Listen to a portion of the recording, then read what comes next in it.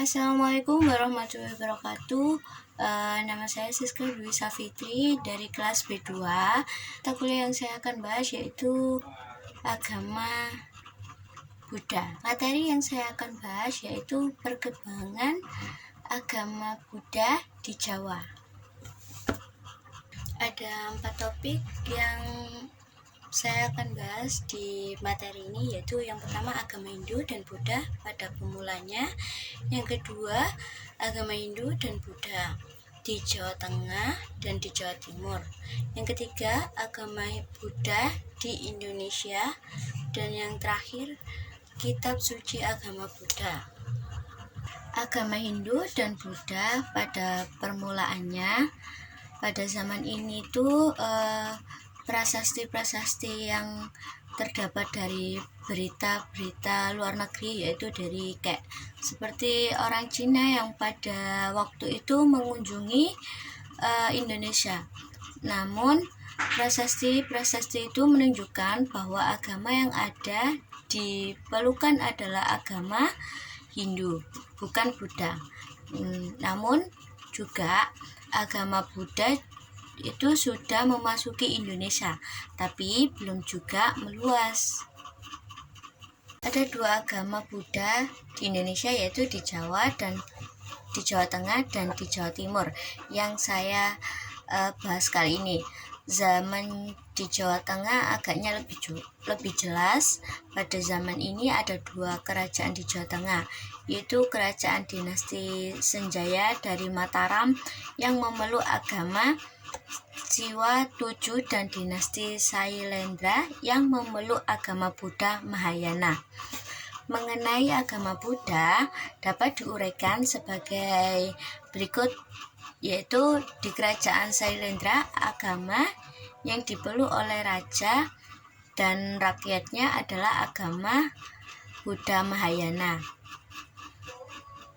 Sekalipun agaknya secara intensif, agama ini hanya dipelihara oleh kalangan atas, yaitu kalangan istana dan para pujangga yang mempunyai hubungan erat dengan istana.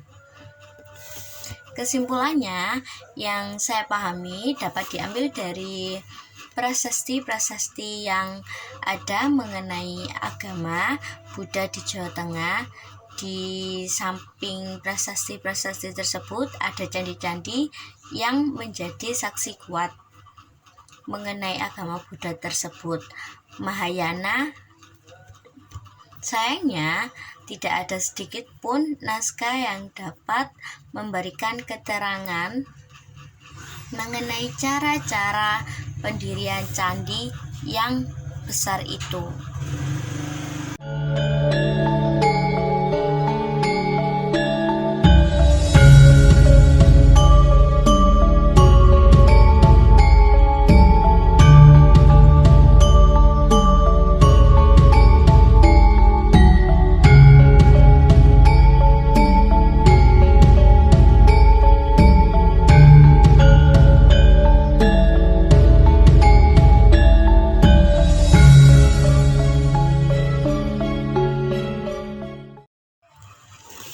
Agama Buddha di Jawa Timur.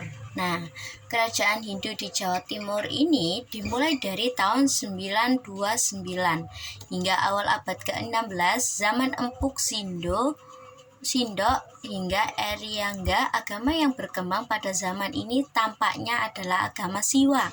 Sekalipun agama Buddha juga berkembang dan berdampingan.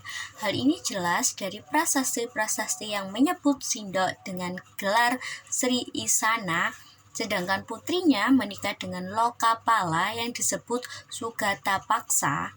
Banyak sekali prasasti, bangunan, kepustakaan, dan berita di luar negeri. Kesimpulan yang dapat diambil dari prasasti-prasasti yang ada mengenai agama Buddha. Sejarah Candi Kidal.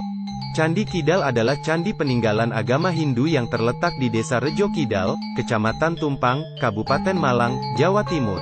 Candi peninggalan Kerajaan Singasari ini dibangun sebagai bentuk penghormatan atas jasa besar Anusapati.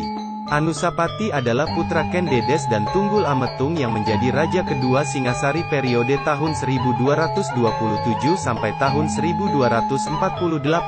Oleh para sejarawan, candi ini disebut sebagai candi pemujaan paling tua di Jawa Timur, karena raja-raja sebelumnya hanya meninggalkan petirtaan atau pemandian.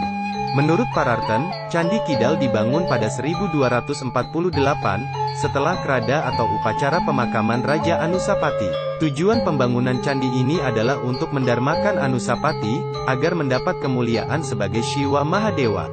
Pembangunan Candi Kidal diperkirakan selesai pada sekitar tahun 1260.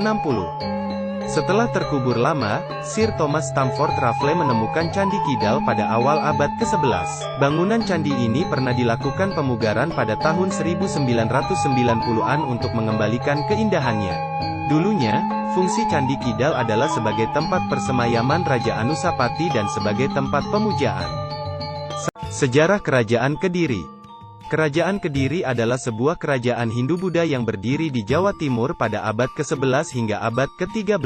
Kerajaan ini didirikan oleh Raja Jayabaya pada sekitar tahun 1042 Masehi. Raja Jayabaya dikenal sebagai seorang raja yang bijaksana dan dikenang karena kecerdasannya. Pada masa pemerintahan Raja Kameswara, putra dari Raja Jayabaya, kerajaan Kediri mencapai puncak kejayaannya.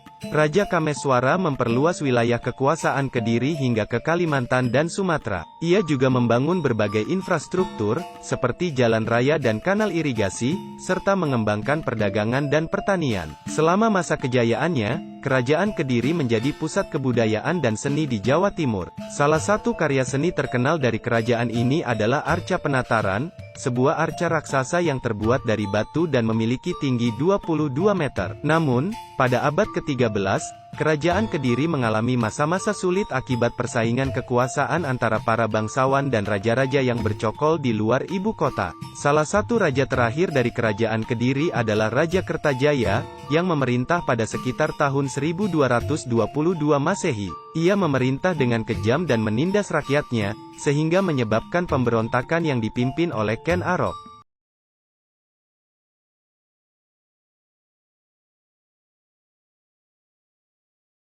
Zaman Kediri dan Singasari, prasasti-prasasti yang ada tidak memberikan banyak informasi, kecuali bahwa para raja dipandang sebagai titisan Wisnu.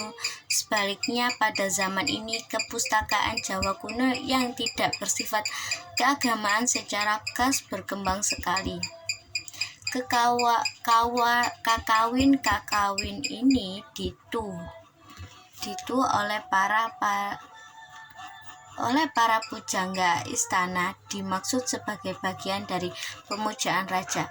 Karena pengaruh keyakinan Jawa, raja dipandang sebagai pusat daya magis yang memancarkan daya itu pada segala sesuatu di sekitarnya. Oleh karena itu, dari raja dianggap mempunyai pengaruh keluar yang menyelamatkan, yang mendatangkan kesejahteraan dan kemakmuran bagi negara. Tetapi yang membahayakan bagi para musuhnya, berdasarkan pandangan yang demikian itu, maka orang-orang yang dekat dengan raja dipandang juga memiliki gaya gaib. Sebagai orang yang penuh daya gaib, raja adalah penjelmaan dewa yang tertinggi, dengan memuji-muji akan tindakan kepahlawanan dewa, atau memuji-muji tindakan titisan para pujangga, dapat memperkuat daya gaib yang ada pada raja, sehingga raja makin besar pengaruhnya, menyelamatkan, dan makin ditakutilah oleh para musuhnya. Selatan, kekawin-kawinan juga dipakai sebagai alat untuk bersekutu dengan dewa, baik oleh penulisnya maupun oleh para pembacanya. Dengan kawin itu, dewa juga pilihannya diharapkan berdiam sebagai dia dalam candinya. Agama Buddha di Indonesia tidak banyak dikenal tentang awal sejarah. agama Buddha di wilayah yang sekarang menjadi Indonesia, tetapi telah diakui bahwa agama Buddha telah diperkenalkan ke Jawa pada abad keempat Masehi dan telah memainkan peranan penting yang berlangsung berabad-abad terhadap hampir seluruh wilayah Indonesia. Agama Buddha masuk ke Indonesia oleh para misioner dengan sifat-sifat yang sama dengan agama Buddha di India. Kerajaan Sriwijaya telah menjadi pusat pengajaran agama Buddha yang diukiri oleh orang-orang Buddha dari Cina yang mengembara ke Pulau Sumatera pada tahun 671 Masehi. Ajaran yang berkembang di Sumatera adalah pengaruh aliran Mahayana di India Timur dengan faham Tantra yang berkembang abad ke-8 Masehi. Dan termasuk prestasi besar yang telah dicapai agama Buddha di Jawa. Perkembangan agama Buddha di Indonesia berjalan bersama dengan perkembangan agama Hindu aliran Siwa. Tantra yang juga terpengaruh dengan agama-agama asli di Indonesia sebelumnya. Kehidupan agama Buddha tersisi dengan kehadiran Islam pada abad ke-13 sampai 14 Masehi.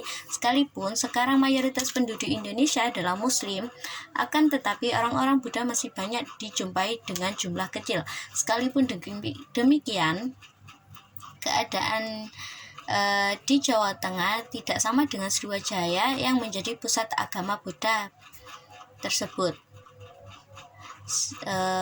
Buddha mulai disamakan nilai hakikat ketuhanannya. Dalam kitab ini ditengahkan bahwa tidak seorang pun pengikut Siwa maupun Buddha yang mampu mencapai kelepasan jika tidak memisahkan hakikat kesatuan Siwa dan Buddha. Bila tidak ditanya tentang siapa sebenarnya Siwa, maka jawabannya adalah Buddha yang menyatu menjelma Buddha. Demikian juga sebaliknya. Walaupun demikian, ada juga pemuka-pemuka agama di waktu itu yang masih meninggalkan nilai keagamaan Buddha daripada Hinduisme. Kitab suci agama Hindu selama kira-kira 4 abad lamanya agama Buddha hidup dari tradisi yang diteruskan secara lisan oleh pemimpin-pemimpin agama Buddha. Oleh karena itu, kitab yang tergolong tertua memberikan kesan sebagai kumpulan tradisi yang diteruskan secara lisan seperti khutbah-khutbah, kata-kata